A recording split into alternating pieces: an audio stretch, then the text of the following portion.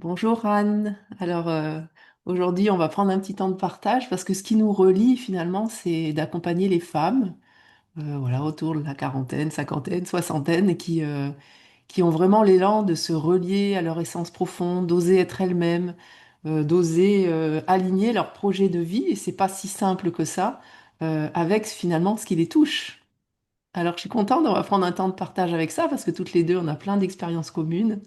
Et donc, c'est ça qu'on veut vous partager aujourd'hui. Et puis, restez jusqu'au bout parce qu'on vous parlera aussi des propositions qu'on a là dans les jours qui viennent pour justement vous soutenir à être avec vous-même plus juste et à rayonner votre créativité, votre puissance divine.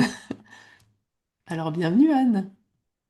Merci Coralie, bonjour. Je suis ravie d'être là avec toi. Oui, en effet, ce qui nous relie, c'est voilà d'accompagner les femmes. J'accompagne les femmes autour de 50 ans, vraiment à se connecter, à se reconnecter à leurs envies, à ce qui les fait vibrer, parce que oui, il arrive une période de la vie où on s'éteint, on s'enferme dans une espèce de routine, on se sent vide et on commence à s'ennuyer. Donc, à réveiller ce qui est déjà là, en fait, à l'intérieur pour enfin kiffer sa vie et comment? À sa manière, parce qu'à 50 ans, on arrête avec les injonctions extérieures et on se construit à partir de soi. Et c'est pas toujours facile de le faire tout seul. Parfois, on peut avoir besoin d'un petit coup de pouce pour le faire, pour se remettre dans les rails. Comme tu m'as donné le coup de pouce il y a quelques années pour me remettre dans les rails, parce que moi, c'est à 46 ans que j'ai traversé ça. Et c'est grâce à ton accompagnement que j'ai pu me remettre sur les rails et voilà, que je suis là aujourd'hui et que je continue en accompagnant d'autres femmes. Ouais, c'est trop bien de pouvoir partager, hein. On est là pour nous, les femmes, on aime ça, partager nos expériences pour les transmettre aux autres. Et effectivement, il y a une transmutation. Moi, c'est la période où j'ai fait mon burn-out, hein, autour des 40 ans, où ben, on passe, et des fois c'est laborieux, des fois c'est des initiations qui sont vraiment très inconfortables, de passer de faire, c'est-à-dire je m'occupe de ma famille, je construis ma famille, je construis un certain nombre de choses professionnellement, etc. Ah tiens, je me rends compte que finalement, avec mon expérience, j'ai autre chose à apporter et on passe plutôt dans une dynamique d'être, de rayonner, de plus avoir à prouver quoi que ce soit. Et ce chemin, il n'est pas si simple dans cette charnière là de passage, de faire, ou en plus dans une société où on est vraiment dans une dynamique où on doit absolument tout le temps faire, faire, faire et s'agir, s'agiter et de revenir, hein. C'est ce qu'on a, on a beaucoup cheminé ensemble sur ces sujets-là, de revenir à soi, de revenir au rythme du corps, qui est vraiment un soutien et qui va nous vraiment nous éclairer. Grâce à lui, on va se connecter à nos intuitions, à nos ressentis, à notre boussole et à une justesse que notre mental n'a pas capacité à accéder à ça, hein. Et c'est un peu ce cheminement au travers de chacune, hein. Toi, tu accompagnes les femmes avec tous tes processus, donc tu nous en diras un peu plus. Moi, j'ai d'autres processus, mais au final, on a des choses communes aussi. Toutes les deux, on est dans cette dynamique de vraiment soutenir ce passage de je suis prise dans le rythme de la société telle qu'elle, etc. J'ai au fond un ressenti, une aspiration, parce que on le sent, hein. Je pense que nous aussi, on est initiatrice, hein. J'anime régulièrement des stages aussi sur la femme initiatrice. On est initiatrice d'un changement dans les relations, dans les couples et dans la société. Et c'est ça qui est en mouvement en ce moment. Et oser être initiatrice de ça, et ben, ça veut dire se défaire aussi de tous les conditionnements, de tout ce qui nous dit il faut que attention, on regarde l'autre, etc. Et c'est ce chemin-là qu'on souhaite soutenir dans la société actuellement. C'est ça, c'est oser, oser être enfin soi, se déployer à partir de ce qu'on ressent à l'intérieur. Et ça, c'est vraiment quelque chose qu'on n'a pas eu l'habitude de faire, puisque la première partie de la vie, c'est quelque chose qui est reconnu en fait, hein. Le psychanalyste Jung, il en parle déjà. La première partie de la vie, elle est faite pour coller à l'extérieur en fait. On a le sentiment d'avoir coché toutes les cases, mais c'est exactement ça. La première partie de la vie, c'est se construire par rapport à ce que la société nous invite à faire. Donc, c'est un processus de construction normale, Mais Jung, il parle aussi qu'il y a un moment de la vie, le milieu de la vie, où il y a un renversement qui se produit. Lui, il parle même de mort symbolique. C'est dire combien cette période, elle peut faire souffrir, qui appelle en fait à renaître à soi, en fait, à un passage où on va vers la maturité, vers l'essence de soi. Donc ça, c'est pour un peu déculpabiliser parce qu'on est quand même dans une société où c'est pas bien de s'occuper de soi. C'est pas bien de s'écouter. Moi, toute ma vie, en fait, toute mon enfance, on m'a dit, faut pas s'écouter, hein. Donc, j'ai eu le bonheur d'apprendre ça avec toi, d'écouter mon corps. Et quand, justement, à 46 ans, j'ai fait ce qui a été diagnostiqué comme un burn-out, c'est vraiment ce qui m'a aidé à sortir de l'impasse. Parce qu'en fait, ce burn-out qui n'en finissait plus, aujourd'hui, je me suis rendu compte que c'était bien plus profond Mm. qu'un burn-out. C'était vraiment une transition de milieu de vie. Donc, il y a ce passage à faire entre le faire, faire, faire et le je prends le temps de me poser, de m'asseoir, de m'écouter. Et donc ça, ben moi, ce que j'aime, c'est quand on écoute son corps, hein, parce que je suis sophrologue aussi, c'est revenir dans le corps. Euh, j'ai le mental qui a tendance à beaucoup s'agiter. Ben ça, après, c'est typique aussi quand on a eu des événements qui ont été traumatiques dans la vie, des choses qu'on n'a pas pu digérer jusqu'au bout, hein, des émotions qui ont figé des choses à l'intérieur de nous. Donc, quand on revient dans le corps, c'est là où on va pouvoir reprendre les rênes de sa vie, en fait, parce que c'est là qu'on peut changer les choses. J'ai enfin, une phrase qui me suit beaucoup, c'est si tu ne peux pas changer la vie, les choses, la situation, tu peux changer ta manière de la percevoir. Et c'est en plongeant au fond de moi que j'ai trouvé ces réponses. Et c'est ce que je vois aussi dans les clientes que j'accompagne. Donc, c'est vraiment le retour à soi, à la sagesse de soi, qui va pouvoir aider à se déployer vers l'extérieur et puis à apaiser un petit peu ce mental aussi que nous, on nomme différemment. C'est pas vraiment le mental qui nous raconte des histoires, c'est quelque chose en nous qui est là et qui a besoin d'être écouté, qui se Mm. manifeste pour une bonne raison. Mm. Ouais, ouais, et c'est vraiment une invitation dans les propositions qu'on vous fait à effectivement arrêter de mettre le regard à l'extérieur. Hein, on est dans une société où tout le monde like tout le monde, où on vérifie combien d'abonnés on a sur notre chaîne, ou etc. Mais comme quelle est l'estime que j'ai de moi? Comment est-ce que je me vois moi-même? Et c'est intéressant voilà, d'être en conscience que comment la vie nous apparaît, c'est le reflet de notre intériorité. Hein, c'est-à-dire quand on se rend compte que peut-être il y a des personnes qui nous critiquent, ou observons en nous qu'est-ce qui se passe. Est-ce qu'il n'y a pas des parts de moi, dont une qu'on appelle le mental, mais qui est quelque chose qui est agité, qui souffre, qui a un intérêt pour nous aider à structurer, à nous organiser, mais qui des fois prend le dessus, et c'est très féminin aussi, ce mental qui est agité, qui peut prendre le dessus et partir un petit peu en banane. Hein. C'est quelque chose que les femmes connaissent bien, avec tous les cycles et les ressentis intérieurs. On peut se faire entraîner souvent. Et qu'est-ce qui se passe en moi de faire ce mouvement de l'extérieur vers l'intérieur? Parce que c'est en nous que, que cet élan, on va pouvoir s'y relier.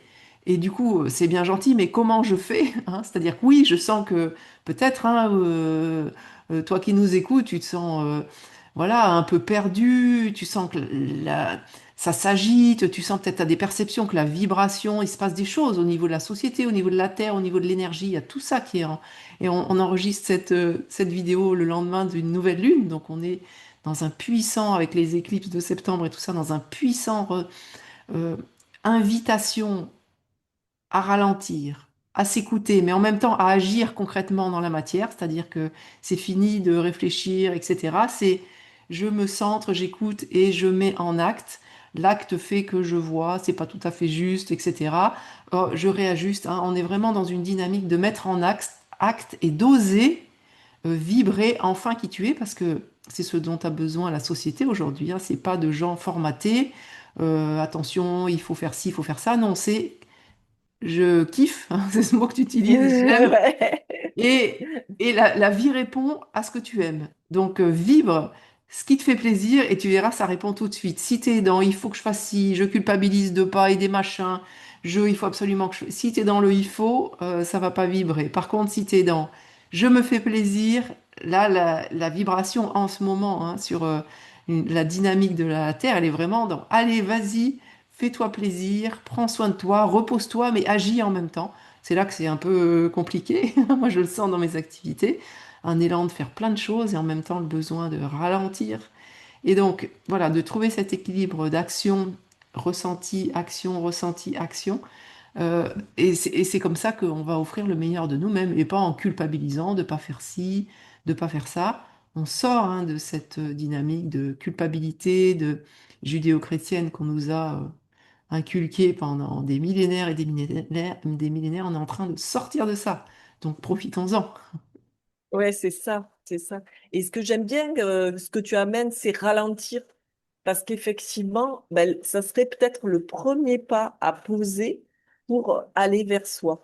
C'est commencer à ralentir. Parce que souvent, ben, on est pris dans une course infernale, ce qui fait que ben, la course, elle nous plaît pas, hein, les trois quarts du temps. Mais voilà, on n'a pas le temps, en fait, parce que c'est vraiment l'écueil principal aussi que je rencontre dans les femmes avec lesquelles je discute sur les réseaux sociaux. Elles tournent en rond, elles se posent une question, elles sont vraiment très mal.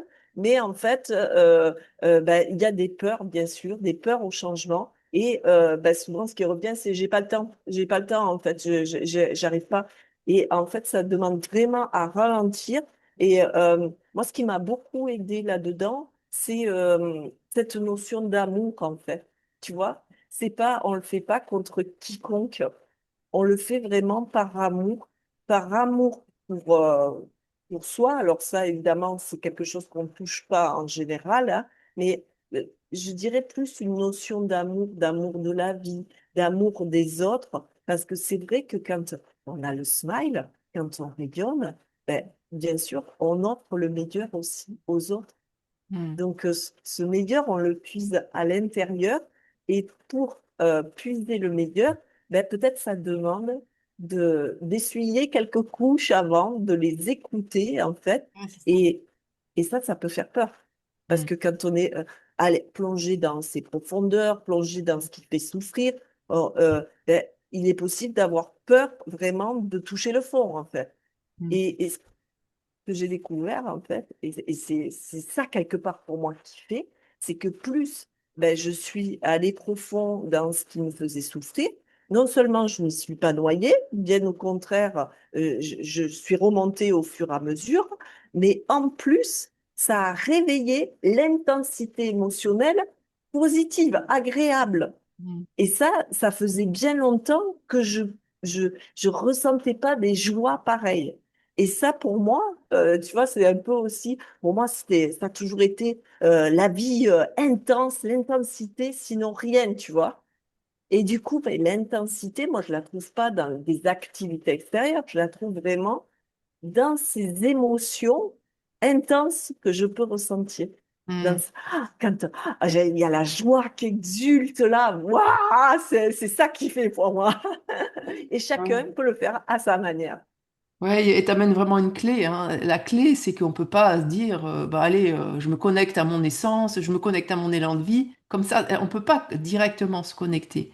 Quand on n'y arrive pas, et ben c'est en se connectant à l'inconfort, en faisant connaissance, et c'est des processus, nous, au travers du focusing, qu'on apporte toutes les deux, hein, c'est en se connectant à cet inconfort, en osant être avec et lui offrir de l'amour, l'amour que l'on est, comme tu dis, cet amour divin, on est des êtres divins avec des inconforts dans cette Voilà. incarnation. Et donc, du coup, en offrant de l'amour, de la présence, et c'est ça qu'on propose dans toutes les solutions, on va vous en parler tout de suite qu'on propose là, c'est, eh ben, on peut être avec, et donc en se faisant soutenir et accompagner dans ces espaces-là, on peut être avec, et on peut du coup se reconnecter à l'essence, parce que c'est comme si notre essence, notre élan cette puissance de vie qu'on est, même si on est dépressive, perdu, etc., c'est toujours là, ce feu est là. On n'y a plus accès parce qu'on a des conditionnements, des croyances qui sont obsolètes, etc., qui sont dessus. Et donc en faisant connaissance avec ces conditionnements, avec ces croyances, toutes ces peurs, en avançant main dans la main, on se reconnecte à cet élan de vie et c'est ça qu'on vous propose là. Peut-être Anne, tu peux nous dire du coup, hein, je vous dirai après, moi, les programmes qui sont en cours, là, qu'est-ce que tu proposes là dans les jours qui viennent pour soutenir les femmes de 50 ans? Ah ben, c'est l'actualité brûlante, c'est Révolution intérieure 50, le programme que j'ai créé pour accompagner spécifiquement justement les femmes autour de 50 ans qui ressentent cet ennui, ce vide, qui se posent mille questions dans leur tête, ben, à retrouver ce qui leur fait envie, ce qui les fait vibrer, à reconnecter justement avec Mm. ce qui est à l'intérieur, au sein ben, d'un groupe d'autres femmes qui cheminent en même temps et pour enfin se créer la vie qui leur ressemble, ouvrir un nouveau chapitre. Donc ça dure 4 mois et ben, les inscriptions ferment à la fin de la semaine et ben, j'ai créé un petit code pour ben, toutes les personnes qui entendront cette interview, on le mettra en description. Ouais, on va mettre tout ça en description. Trop génial d'être accompagné dans la longueur. Et donc, moi aussi, j'ai des petites offres à vous faire. Donc, un premier programme qui est une formation pour installer cette présence au quotidien. Donc, que je co-anime avec Isabelle Chauvet. Et donc, pareil, un petit groupe pendant 3 mois pour comment je fais pour installer cette présence, comment je fais pour être avec moi-même et du soutien, de l'entraide. Donc, voilà, c'est la même dynamique que Anne avec un angle vraiment d'apprendre ce processus qui nous a toutes les deux changé la vie, qui est le focusing. Donc voilà. Et puis quelque chose de très direct aussi, un week-end, un cercle de soins, puisque moi je suis aussi médium, accompagnante, je fais des soins quantiques, etc. Et donc je co-anime un cercle de soins donc le 24 et 20 du 24 au 26 octobre. Alors là, c'est vraiment pour aller plonger directement, 48 heures pour aller plonger directement dans ce qui bloque, ce qui coince, que tu connais depuis tellement longtemps, mais tu n'arrives pas à y voir clair. Là, on est vraiment deux et on va ensemble aller voir ça en douceur et en puissance pour vraiment repartir transformé. Donc, on met tout ça dans la barre enfin, dans le descriptif, voilà. Du coup, une petite pépite là pour les femmes qui nous écoutent. Qu'est-ce que tu as envie de... Ben, ce que j'ai envie de leur dire, ben, si elles se sentent nulles aujourd'hui, parce qu'en fait, je trouve ça réveille beaucoup de honte de ressentir ça. Ben, en fait, j'ai envie de leur dire qu'elles sont juste humaines et qu'elles sont bienvenues en tant qu'humaines et que c'est juste à écouter, c'est juste un signal pour revenir à elles avec sur un chemin d'amour. Voilà. Hmm. Ouais, donc bienvenue à toi si tu sens que tu as besoin d'être soutenu. C'est oser acter les compétences, les talents que tu as, c'est important. Regarde tout ce que tu sais faire, tout ce que tu as cheminé, tout ce que tu as traversé, et en même temps, oser demander du soutien. C'est vraiment important. Voilà. Donc on est là pour te soutenir et Merci t'accompagner. beaucoup, Coralie, pour cet échange. J'ai adoré. À bientôt. Au revoir à toutes. Au revoir.